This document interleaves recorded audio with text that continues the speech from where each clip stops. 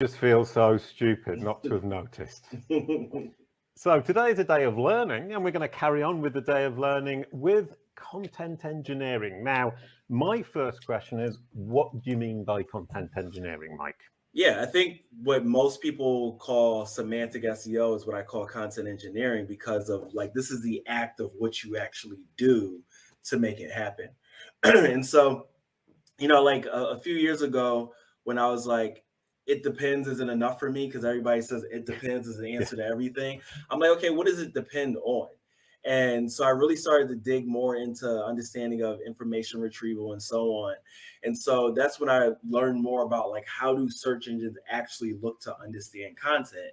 And so as many of us know, they break it down pages into paragraphs, into sentences, into words, into entities, and so on. And so the act of actually optimizing for that, optimizing for that statistical understanding that search engines develop of content is what I call content engineering.